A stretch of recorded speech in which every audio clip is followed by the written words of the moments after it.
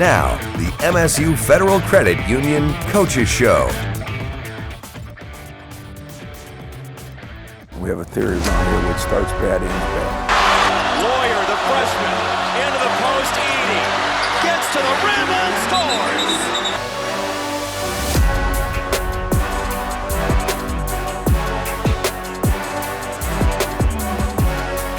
Seeing the teams that made it there, and then looking back going, we're not as good as these guys. We should be here. You can learn from negative memory makers too. And that's what I told my guys we got to do. It was an eventful week for the MSU men's basketball program with 2 games in 4 days. It started on Monday with a 1-point loss to number 3 Purdue in what Tom Izzo called one of the best environments the Breslin Center has seen in 5 years. It was pleasant to see, similar to the play of freshman Carson Cooper. The Jackson, Michigan native from IMG Academy has experienced more playing time over the last few weeks, but as Ian Kress shares, playing this season wasn't initially in the cards for Cooper. We'll just start with you kind of getting used to Michigan State right now. You come in May. How has, just things overall been going for you since you arrived in Michigan again? I mean, it's been nothing but great. I've just kept buying into everything that's been going on, and I think that I've been put in the right position to get to my potential. How did it come about you coming to Michigan State, a little late of a signing to this freshman class? I'd say one of the IMG coaches kind of put my name on the radar earlier in the season, my senior year, and then just kind of keeping tabs with Izzo, and then when I started playing AAU my senior year with the intention of doing a post-grad year, they saw me at an AAU event and realized that I've improved a lot from when they saw me or saw clips of me in the beginning of the year, and then they realized that they could use me as a potential big man in the future. So, yeah, being someone that's from Michigan, the mid-Michigan area, Jackson, Northwest, you went to high school for a little bit. What is it like, when you heard Michigan State wanted you to come play for them? I mean, it was like a dream come true. Really, you don't really dream, or you don't really think about the reality of playing this close to home. It's just a really cool opportunity, and I wouldn't want to be anywhere else. Growing up in Jackson, were you a big fan of Michigan State? I didn't really grow up in a big sports family, so I hate to say it, I was kind of 50-50. I didn't really have a certain team that I was super die for, but. So then how did you get into basketball if you didn't have a big sports family? I kind of got pressured into some of my friends and stuff when I was younger, and when I hit my growth spurt 7th grade, just kind of getting pressured into, let's try to sport out, and you probably be good at it, you're tall, blah, blah. So, I just started playing it, and I loved it, and I just wanted to keep playing at the next level, so. Did any of your family members prior to you play sports in high school or college then? Yeah, my dad was a track runner at Central, and my mom, she played volleyball. I also heard that you were quite the soccer player in high school. You were a goalie, yeah. All-state goalie, honorable mention. How do you think soccer really helped you with basketball as well? Yeah, it really helped with my mobility, I'd say, especially being a goalie with using my hands and stuff and using my feet well, with all the footwork and catching we have to do as a goalie. So when did you realize, or maybe your family realized, that you needed to move on from Jackson Northwest to maybe get higher up with basketball and go to Ipsy Prep and then obviously IMG? I don't think before Ipsy Prep reached out that I would have ever thought I would have had the opportunity to play even here or any Division I college basketball program. But I think when they reached out, it kind of clicked for me and my family okay, this is real. I could probably do something with this, and I knew staying at Northwest wouldn't be the best option for me as a basketball player, so I knew if I wanted to be the best basketball player to be, it would be to go to a different program. I wouldn't be here if it wasn't for IMG, so. And when you got here, the plan, I think, originally was for you to redshirt this season. Yeah. Obviously, things have changed. You're seeing a lot more playing time, so when they kind of told you were going to see more playing time, you weren't going to sit out this year, what was your reaction to that? I was really excited because I worked my butt off in the summer, and I knew this could be a possibility based on who we have right now, and I think that I just I was ready for anything. Yeah, the last couple of games you've seen more minutes, more playing time. So how has it been just sort of adjusting to Big Ten basketball? Yeah, I mean, as time goes on, and I mean, even these big games that we're playing in, it's every little step is is building my player profile. It's helping me as a freshman get more comfortable on the court. So I think as time goes on, I'm just going to continue to grow and get better as a basketball player. MSU's lack of depth this season is a big reason why Cooper is experiencing some more playing time. And with Malik Hall out for the foreseeable future, he and others are going to have to continue to rise to the occasion. Despite the loss to the Boilermakers, there were some things Izzo did like, and he's going to share those with us when we come back. Experiencing a Spartans game is a lot like life. Farm Bureau Insurance sees the connection and is a proud supporter of Michigan State athletics. Find an agent who can protect what matters to you. With MSU FCU's checking accounts, you can manage your finances the way you want. Hate paying monthly fees? Totally Green Checking is right for you. Enjoy perks like no minimum balance, no monthly fees, and more. Want a more traditional option? Classic Checking offers many great features plus paper statements. Looking to maximize your earnings? A money market checking account pays you dividends on your balance at rates higher than the national average. MSU FCU has the checking account that's right for you. Welcome back to the MSU Federal Credit Union Coaches Show. After stunning Purdue last year with his last-second game-winning shot, history did not repeat itself this year for Tyson Walker. However, he did become the first player since Cassius Winston to score 30 points in a game. It was one of the positives Tom Izzo took away from the one-point loss to the Boilermakers, because right afterwards he was not pleased one bit, and it led to him doing something he rarely ever does. Usually after a game, a loss, maybe like you had to Purdue, you would stay here for hours and maybe go over film and then prep for the next opponent and have your staff do the same thing. But you took a different approach after the Purdue game. Well, I still watched some film. I went home and watched some film, but I sent my staff home. I mean, it has been a grind in those, 4 games in 10 days. And the prep to those games, they were all separate preps. They were all first-time plays, which wouldn't mean anything to a lot of people, but it means the world to us. So I told them all to get out of here, and I went home, and I've got to sit up at home. What do you learn each time you watch a game over? We had a very poor start. We have a theory around here which starts bad, ends bad. And we almost bounced back from it, but a 13-point deficit for no reason. We looked uncharacteristically uneasy. What we showed after that was incredible. I thought the hardest we've maybe played in years. Thought the arena was more electric than it's been in years. I think there were so many positives on Martin Luther King Day, and that's what my message to the players. You can make mistakes, you can take a bad shot, you can do this, you can do that, but our margin for error, especially with Malik out, is just not as good. So we learned something. Memory-making moments are usually positives. Miles hits the 3 against Purdue. Just has it, 5 seconds to go. Bridges for 3. Yes! The big star delivers. Gonzalez, he's texted me last night, hits the big shot against Ohio State. Those are memory-making moments that you think about. But you can learn from negative memory makers too. And that's what I told my guys we got to do. Is that part of why after the game too, you mentioned you had a dream, but it turned into a nightmare? Yeah, we listened to Dr. Martin Luther King, I Have a Dream speech. And, and I thought it was very apropos. We cut it up to about 4 minutes and showed our team it for a lot of reasons. But as I was watching it, I was thinking to myself, everybody gets opportunities in life. And that was an opportunity. You want to try to tell a 20-year-old that there's only so many opportunities you get. And yet, when you have a lifetime ahead of you, you always think those opportunities are abundant. And they're not.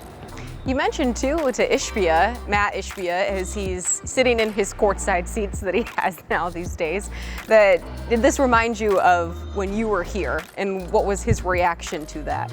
He said it's electric. Place was electric. There's always been good crowds here, but for some reason, maybe it was the game, the hype, maybe it was the 2:30 start on Martin Luther King Day. Whatever it was at a notch above. And so I said that to him during the game. I said, man, it's like old times, huh? I also told him he picked the right profession. I said, good thing he didn't stay in coaching. Look at this. Well, yeah, speaking of that too, because his Phoenix Suns and Phoenix Mercury is about to be official this week, actually. So for him to be able to purchase an NBA franchise, what do you think about that? I think it's awesome. You know, it's his dream. You know, he wanted to own a pro football franchise, a pro sports franchise. You know, he looked at football, looked at basketball. He wanted to own and I can't think of a better guy, a more driven guy. He'll be an owner that it won't be a toy to him like some owners. He'll be an on-hands guy that will, he'll drive them, man. I'm excitingly looking forward to seeing what he does and how he does it, because he's a very driven human being. And as I tell my players, when you're driven in something, you're usually driven in everything. Do you remember, I mean, when he was playing here, did he already have those dreams and aspirations, or when did you maybe start to see that he was going to be pretty successful in life? Well, I knew he was driven as a player because I watched him compete against Mateen every day, and he had no business competing against them physically. And then I realized that, you know, didn't know he'd be in sports, didn't know he'd be in the mortgage business, but just what I just told you, I believe. It didn't matter if he was in Tiddlywinks, he was going to be the best Tiddlywinks player, you know. He is a very driven, very focused, very principled human being. Did I think he'd buy a team? No, I didn't think in any way, shape, or form. I was hoping he kept his little 300-400 person company and just kind of kept growing. But Matt has exceeded my expectations. And it's always fun when you exceed your expectations instead of fall short of them. I think if he could, he would probably name the whole campus, university, certain buildings after you, obviously the football building with your name on it. When he comes forward to you and asks you about these things, or does he tell you, or how do these conversations come to be, you know, when you did find out that the football building was going to be in your name and that's directly what he wanted it to be? Humbling, exciting. Why? You know, he gives me all this credit. I mean, I couldn't deal with a mortgage company. I wouldn't know where to even start. So I have nothing to do directly with what he does, but in his mind, I had a lot to do indirectly. But so did my assistant coaches, the players he played with. All those things are all part of the process, as we talk about here a lot, which nobody wants to go through the process. And we all get breaks in life. You got one, I got one. It's, are you ready to move forward when you get that break? And I think people that are driven are usually ready to move forward. He was, and he gave me the honor of being included in his success. Embracing opportunities and being ready for them was a key topic of conversation for the Spartans this week, if you couldn't tell, and it really applies to one player in particular. With Malik Hall out, Izzo now turns to Pierre Brooks to absorb his minutes, and on Sunday at Indiana, he'll also be relying on him to provide some pop on both ends of the floor. It's what MSU gymnast Gabby Stephen hopes to do, only back here in East Lansing on Sunday against rival Michigan, and you're going to hear from her next when the MSU Federal Credit Union Coaches Show returns. Welcome back to the MSU Federal Credit Union Coaches Show. After shattering multiple records last year, the MSU gymnastics team has established itself as one of the early season favorites. The Spartans came in at #2 in the preseason rankings in the Big Ten and 14th nationally. And as Captain Gabby Stevens shared with our Haley Schoengart, the days of embracing the underdog mentality are over. Each of the last 3 years, and now Gabby Stevens, final athlete here on the vault for the Spartans. Wow, Gabby just does it so well. So last year, Michigan State Gymnastics, you all really made a name for yourself and kind of established yourself nationally in the gymnastics world. How much of last year is motivation to kind of put on the same performance, if not better, this year? I think a lot of us kind of want, like, there was so many classes that came before us, and they set us up for the success that we were able to have last year. So kind of honoring all the work that everyone before us has put in and going further, a step further, and just helping build this program more and more. Like, we've had so many alumni be like, we're so proud of this team and like everything that you guys represent and all you guys have done. So that is just like such a special moment for me that I'm like, wow. Like, getting to college gymnastics is so weird. Like, all the people you used to look up to when you were younger, and then you're in that position now. So kind of like proving ourselves worthy of all the little kids or the alumni or anyone around the nation who's watching us. And you yourself have been a huge part of the success, especially last year, and you're already making an imprint this year. What drives you to make an impact every time you hit the floor, you hit the beam? I know I'm here for a reason. Like, we're here to get work done, and so I just come in and I try and work to be my best. I try and be my best for my teammates, for myself, for my family. Like, all these things have helped me get to this point in my life, and I just want to do the best that I can. Like, I have so many people around me, like my teammates, they're all so amazing. And so I just love to work off of them, and like they can work off of me, which I think really helps us push ourselves to our best capabilities. Do you like having that underdog mentality? I feel like that was a lot of the like rhetoric last year, like even surrounding specifically myself. People didn't expect much from me, and I think it's cool. It's like, okay, well, I guess you're gonna see, like, we could do this. So I kind of do like it. It's like, yeah, you weren't expecting anything, but boom, here we are, showing them like, yeah, I like it. And if you could describe Michigan State Gymnastics in one word, what would it be? Unique. Well, you kind of took the word right out of my mouth, unique. That's one of the ways the commentators described your floor routine when you opened up against Alabama.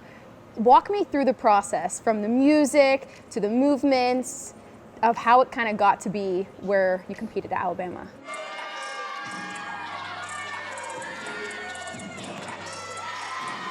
Huge front through to double pike.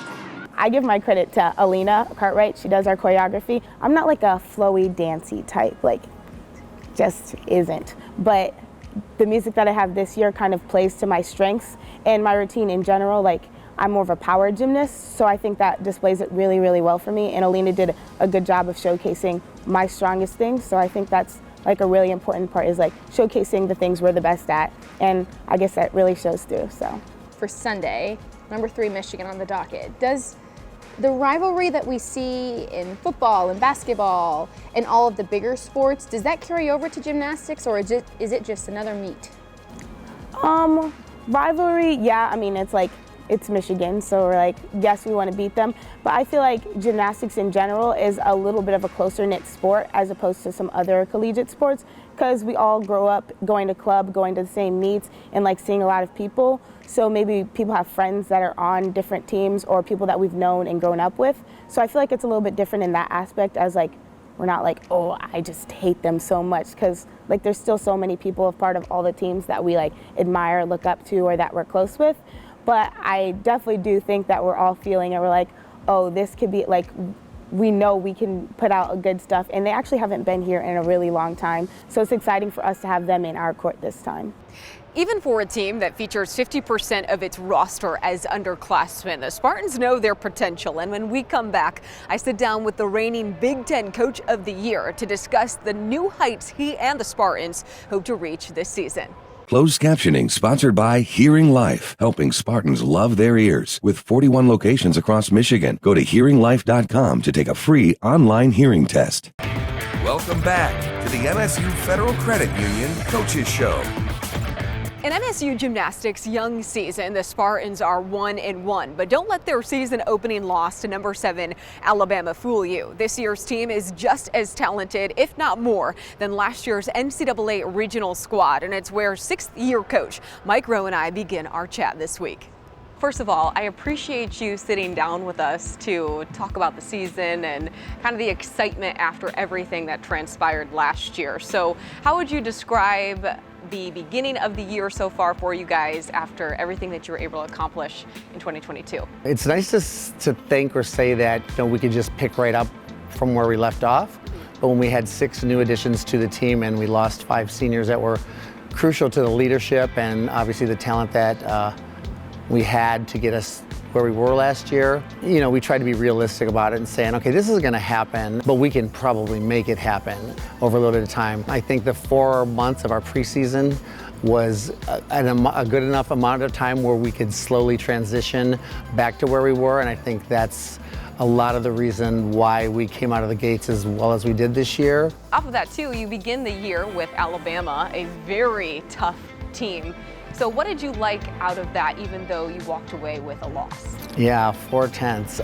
4/10 of a point. That's hard, especially when you know that they did so well. And we saw different areas on each event where we really could have honed in, picked up what we needed, a 10th here or there. If we picked up a couple 10ths here or there, we could have been victorious without a doubt. We had so many wins in so many ways. You know, being on an SEC stage against a program that, you know, traditionally goes to nationals, has 7 or 8 national championships under their belt.